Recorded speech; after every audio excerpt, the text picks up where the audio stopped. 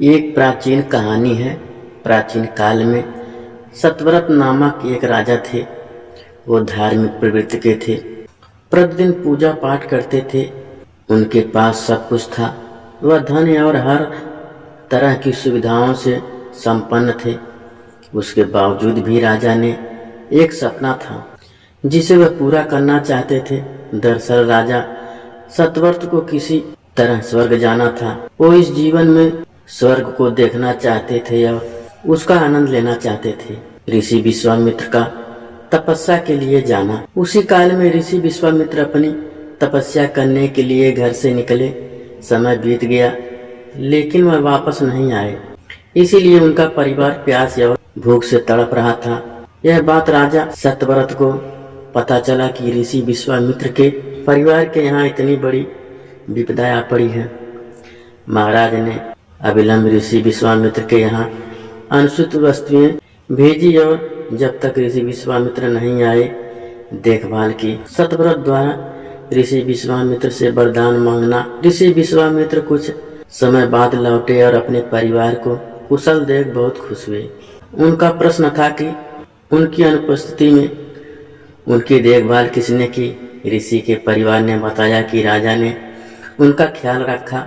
यह सुनते ही ऋषि विश्वामित्र राजमहल गए और राजा से मिले।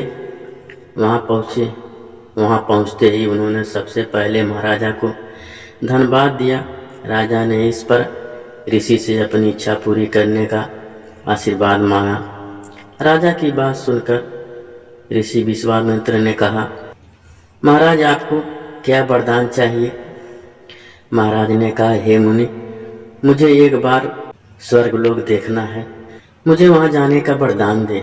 राजा की विनती सुनकर ऋषि विश्वामित्र ने एक मार्ग बनाया जो स्वर्ग की ओर ले जाता था। यह देखकर राजा सतव्रत बहुत प्रसन्न हुए। वह उस मार्ग से स्वर्गलोक तक पहुंच गए। बिना बुलाए राजा के वहां पहुंचने पर देवराज इंद्र ने उन्हें नीचे धक्का दिया, जिससे वे सीधे धरती पर गिर पड़े। राजा सतव्रत को बहुत बुरा लगा और उन्होंने सारी घटना ऋषि विश्वामित्र को बताया। राजा की बात सुनकर ऋषि विश्वामित्र क्रोधित हो गए। वे तुरंत सभी देवताओं से संपर्क करके इस समस्या का समाधान निकाला। फिर राजा के लिए एक नया स्वर्ग बनाया गया ताकि किसी को परेशानी न हो। नए स्वर्गलोक को पृथ्वी और देवताओं के स्वर्गलोक के बीचों बीच बनाया गया था। राजा को नया स्वर्गलोक बनाकर ऋषि विश्वामित्र ने दिया। विश्वामित्र को एक आशंका थी कि कहीं वायु के प्रभाव से ये स्वर्ग गिर न जाए। अगर ऐसा हुआ तो राजा सतव्रत फिर से गिर जाएंगे।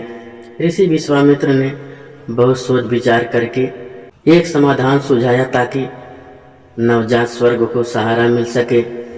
उन्होंने उसके नीचे एक बहुत लंबा खंभा लगाया। ऐसा कहा जाता है कि राजा सतव्रत की मृत्यु के बाद उसका सिर एक फल से बदल गया जो नारियल है, और स्वर्ग के नीचे लगा खंभा एक बड़े पेड़ के तने में बदल गया। इस खंभे को तब से नारियल का पेड़ कहा जाता था। नारियल का पेड़ इसीलिए इतना लंबा होता है। इस कहानी से पता चलता है कि हर सपना पूरा किया जा सकता है, बस सच्चे मन से प्रयास करने की जरूरत है।